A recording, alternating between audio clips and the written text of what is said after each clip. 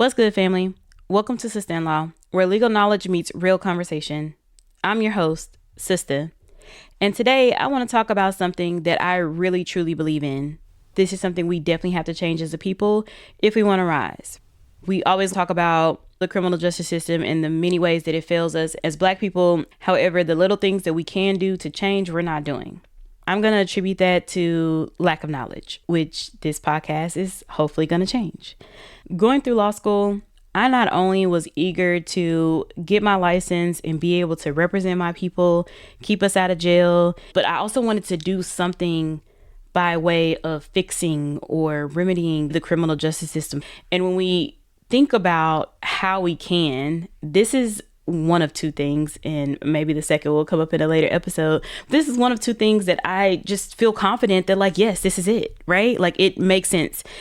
I believe we need to remove everything, any possible justifiable reason, to where all that will be left is blatant racism. And then there's no question to it, because they can't legally or justifiably or just from a moral compass position explain it. So the thing, and I'm sorry, that was really long-winded, but what we're going to talk about today is jury duty. Yeah, I know, and I can already hear some of you groaning, but stay with me, because what I'm about to tell you might just change how you see those summons letters when you get them in the mail. Now let's get into why we need to stop avoiding jury duty like it's our exes at the grocery store. I know a lot of us don't vote, feeling like our votes don't really matter when the Electoral College is out here doing whatever it wants to do anyway. And I'm not here to debate politics or tell you how to feel about voting. Not in this episode anyway. For now, that's your business. But when it comes to jury duty, child, that's a whole different story. In Texas criminal court, whether you're talking about a traffic ticket, which is a Class C misdemeanor, or a Class A or B misdemeanor, or a felony, you need every single jury person to agree. Unanimous. That means 100%. If there's 12 people on the jury and 11 say guilty, but you say not guilty, that's a hung jury. If there's 12 people on the jury and 11 say guilty and they're sure of it, and you maybe don't feel as confident saying not guilty, but you're not really sure that there's enough evidence to say the person did it either, which is still not guilty, then that's a hung jury. The case stops. The state has to decide if they want to go through the whole trial again.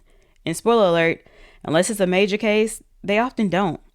Retrying a case costs money, time, and resources. If the jury couldn't agree the first time, a lot of prosecutors will look at that and say, maybe our case isn't as strong as we thought. They might dismiss it or offer a plea deal that keeps the person out of prison.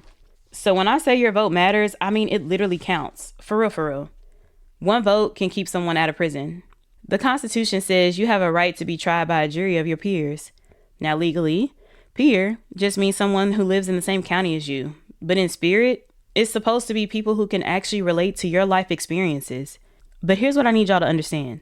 People get wrongfully accused of crimes every single day. If you're that person sitting at the defense table, you're going to want to look up at that jury and see somebody you can relate to, somebody who looks like you or grew up like you or understands the world that you come from. Why? Because your story is about to be told, and you need someone in that room who's actually going to hear it, not just judge you based on stereotypes or assumptions or fear. Let me paint you a picture. Say you're struggling, your daughter needs medicine, or she's going to die. Insurance won't cover it, you can't afford the out-of-pocket costs, so you rob a Walgreens to get that prescription. You get the medicine to your kid, she's healthy, she's safe, but now you're on trial. If that jury is full of people who've never had to choose between rent and food, who've never had to struggle for a meal, who've never felt that kind of desperation, they might just see you as a criminal. But if there's one person in that jury box who has been there, who understands what it means to be backed into a corner with no options, they're going to see it differently. They might see a parent who's trying to save their child. That's the power of having peers on your jury. Now, here's where it gets uncomfortable. We don't show up. And look, I get it.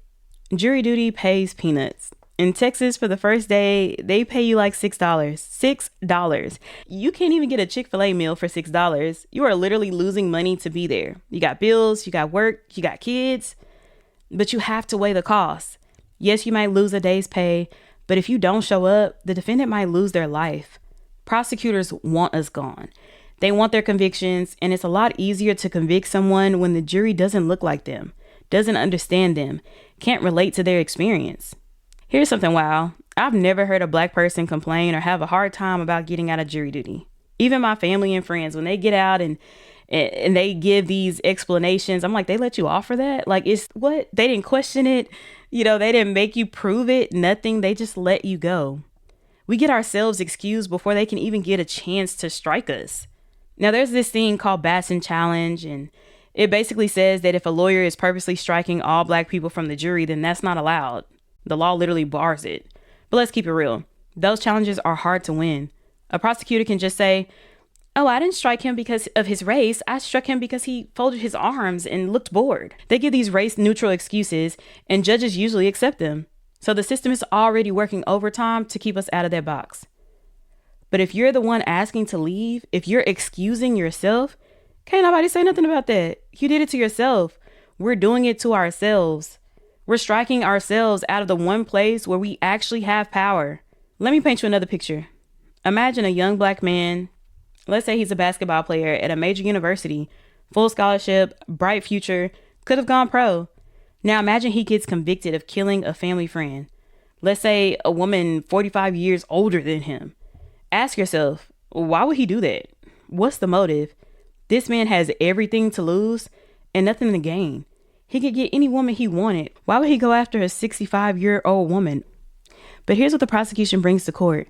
They find a piece of trash, maybe a candy wrapper or something, in a trash can, proving or showing that he'd been there. So they tell the jury he must have been there when she was killed. Never mind that this woman had complicated relationships with other men. Never mind that there was no forced entry. Never mind that it made absolutely no sense for him to do it. Nothing was taken. But imagine that jury convicts him anyway. He spends 30 years in prison. Think about it. 30 years for something he didn't do, all because a jury wasn't asking the hard questions. All because the jury saw a black man and presumed he was violent or guilty. If one person in that jury room had been paying attention and said this doesn't make sense, that man might not have lost his entire adult life. And here's the major key that they don't always explain well in court. You might be sitting there thinking, I don't know if he did it or not. I just don't have enough information. If you feel like you don't have enough information, that is a not guilty vote. In the American justice system, the burden is on the state. It is their job to prove it to you beyond a reasonable doubt. It is not the defendant's job to prove they are innocent. So if you're sitting in a jury room and you're thinking, man, something's missing, or I'm just not sure, I wish they would have shown us that video, that means they failed. You don't have to guess. You don't have to fill in the blanks for them. If the math isn't mathing, you acquit, period. When you convict the wrong person, you're doing two things: destroying an innocent person's life and letting the actual criminal go free. Think about that. Now, when it comes to family law, they can decide who gets custody of the children. And there's this whole assumption that kids are better off with their moms, and it's the same way they do in the wild, and etc., etc. That's the default in most courtrooms. But is that always true? Hell no. You got moms struggling with addiction. You got moms who aren't stable.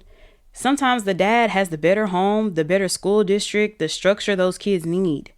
But judges, they'll usually always go with the status quo. Every time. Because it's easy. Because it doesn't cause much pushback. Because it's what everybody expects.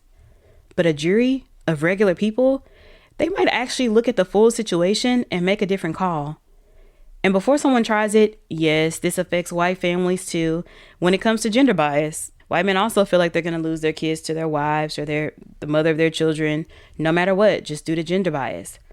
But let's be real, a white man has a better chance in court than a black man, period. That's why we need to be in those jury boxes. Here's what I need you to hear. You have a say in the ending of someone else's story. When you serve on a jury, you hold someone's life in your hands, literally. Don't fall asleep. Don't be thinking about your bills or what's for dinner or your kid's soccer game. Pay attention. In a second-degree felony case, we're talking about 2 to 20 years in prison. If you zone out or you miss something, miss a piece of evidence that proves someone's innocent, or miss something that just doesn't add up, you could send an innocent person to prison for decades. Imagine it's you. Imagine it's your brother or sister, your mother or child, sitting at that defense table.